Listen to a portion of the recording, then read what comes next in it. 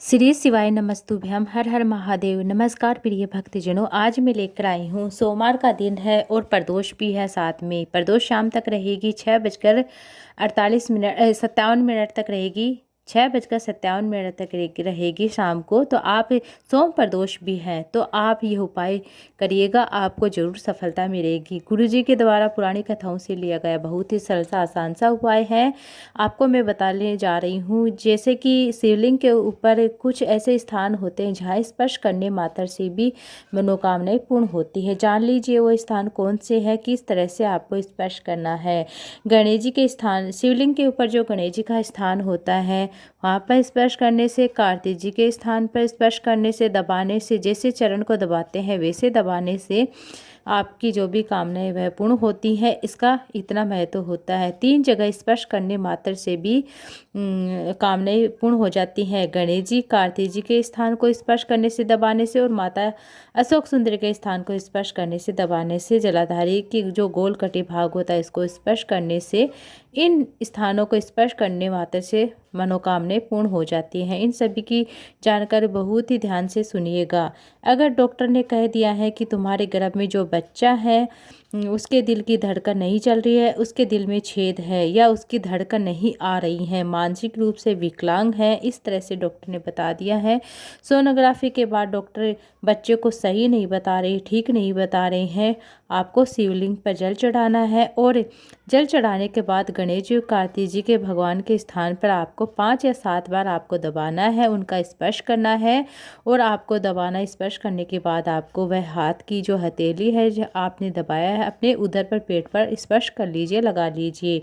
श्री शिवाय नमस्तुभ्यम, नमः शिवाय, ओम नमः शिवाय या महामृत्युंजय मंत्र का स्मरण करते हुए आपको इस तरह से अपने पेट पर लगा लेना है। और 15 दिन बाद फिर से आप जांच करने के लिए जाए। डॉक्टर कहेगा कि आपका बच्चा पूर्ण रूप से स्वस्थ है, उसे किसी तरह की कोई भी दिक्कत नहीं है। सिर्फ आपको यही करना है, जैसे शिवलिंग पर जल चढ़ाते हैं, जल चढ़ाने के बाद आपको शिवलिंग दोनों साइड, जैसे गणेश जी का स्थान होता है एक राइट साइड में, लेफ्ट साइड में कार्तिक जी का स्थान होता है, उन स्थानों का आपको दबाना है।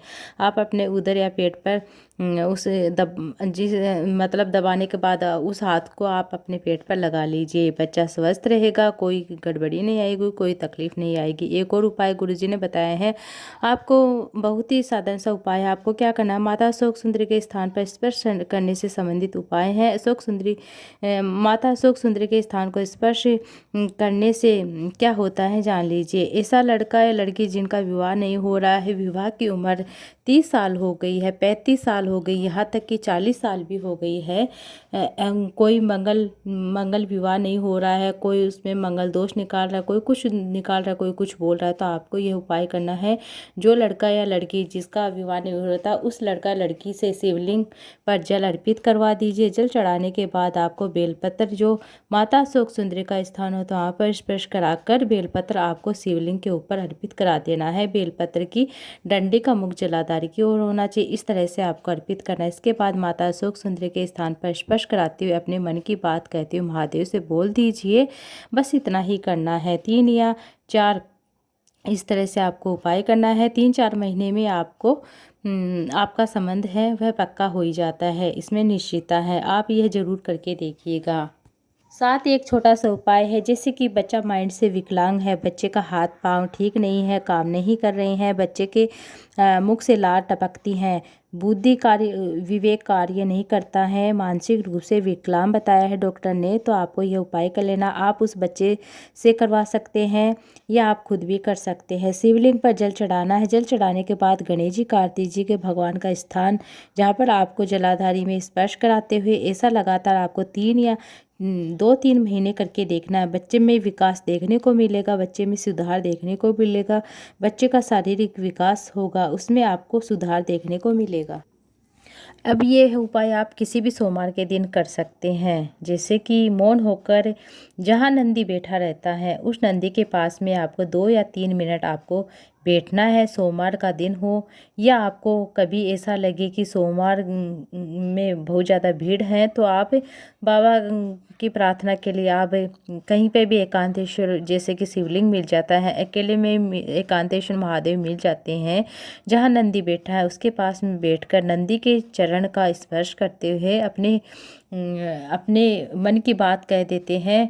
वैसा जैसे कि हम नंदी का मतलब नंदी के कान में कहते हुए हम शिवलिंग का दर्शन करते हुए देवादिदेव महादेव भोले बाबा के कान में या मौन होकर हम मन ही मन में कोई भी बात कह देते हैं, तो वह कामना जरूर पूर्ण होती है। जीवन में बहुत दुख होता है, यह उपाय आप जरूर करके देखिएगा। जब जब तुम्हारी ज़िंदगी में बहुत दुख आए, जब तुम्हारे आंखों में आंसू आए, किसी से जाकर मत कहिएगा। गुरुजी ने बताया है कि आपको क्या करना, केवल केवल एक चावल का दाना लेकर जाना है। माता अशोक सुंदरी का स्पर्श करते हुए भगवान शंकर के शिवलिंग पर वह चावल का दाना चढ़ा दीजिए, पूर्ण अक्षय दाना चढ़ा दीजिए। और ज़्यादा से ज़्यादा 8 दिन, जैसे ज़्यादा से ज़्यादा 8 दिन, 10 दिन, 15 दिन में देवादिदेव महादेव भोले बाबा आपकी जो भी कामना है वह पूर्ण कर ही देते हैं, इसमें निश्चितता है। बढ़ते अगले विशेष उपाय की ओर। दिजेश्वर महादेव का उपाय है, आप ये उपाय जरूर कीजिएगा। जान लीजिए किस स्वरूप में कर सकते हैं। किसी भी तरह की कोई भी समस्या है तो दिजेश्वर महादेव का स्मरण करते हुए जल चढ़ाना है। जल चढ़ाना जान लीजिए किस तरह से आपको जल चढ़ा। दिजेश्वर महादेव को जल चढ़ाते हैं तो हम जलाधारी से जल नीचे जहाँ गिरता है वहाँ से जल चढ़ाना शुरू करते हैं। शिवलिंग के ऊपर जो गोल कटी भाग होता है वहाँ से घुमाकर आपको माता पार्वती के हस्त कमल पर चढ़ाते हुए वापस जलाधारी तक आना है। जहाँ आप खड़े वहाँ पर वापस पुनः आना है। फिर जल चढ़ाते हुए वापस उस स्थान पर आना जहाँ पर आप खड़े हैं। दिजेश्वर महादेव का स्मरण करते हुए आपकी जो भी कामना है उसका स्मरण करते हुए दिजेश्वर महादेव से प्रार्थना कीजिए। कैसी भी दुख की घड़ी क्यों न चलो, वह दुख की घड़ी आपकी टल ही जाती है। अब अगला उपाय बताने जा रही हूँ। यह बहुत ही सरल सा आसान सा उपाय है। आपको क्या करना है, जैसे कि आपके जीवन में बहुत ज़्यादा कष्ट है, रोग है, बीमारी है, तकलीफ है, या फिर कहीं आपका रुपया पैसा अटक गया है, कोई आपका रुपया पैसा देने का नाम नहीं ले रहा है, आप उससे निकलाना चाहते हैं, किसी व्यक्ति से कोई काम करवाना चाहते हैं तो आपका वह काम नहीं कर रहा है, कोई फाइल आपके आगे नहीं बढ़ रही है, कोई कार्य अटका हुआ है, तो आपको सिर्फ क्या करना है, छोटा सा उपाय करना है। 1 लोटा जल लीजिए, उस जल के पात्र में आपको 5 बेलपत्र शिव जी को डालकर चढ़ा दीजिए। शिव जी को समर्पित कर दीजिए। कुंदकेश्वर महादेव का नाम लेते हुए साथ में आपको एक सफ़ेद पुष्प बेलपत्र के ऊपर आपको शिव जी के शिवलिंग के ऊपर अर्पित कर देना है। और आपको इस तरह से जल को लेकर, जो आप जल लेकर गए, जो भी आप कामना है देवादिदेव महादेव से, वह जल चढ़ाते हुए आपको बोल देना है, अपनी कामना को बोलकर कि मेरा यह काम है, बहुत दिनों से अटका है, भोलेनाथ मेरा यह काम पूर्ण करना है। इस तरह से आपको प्रार्थना करनी है। या कुंदकेश्वर महादेव का स्मरण करते हुए धीरे धीरे जल की धारा आप चढ़ा दीजिए। इस तरह से आपको 5 बेलपत्र और 1 लोटा जल चढ़ाने हैं और आपकी जो भी कामना है, आपका जो भी कार्य अटका हुआ है अवश्य पूर्ण होगा।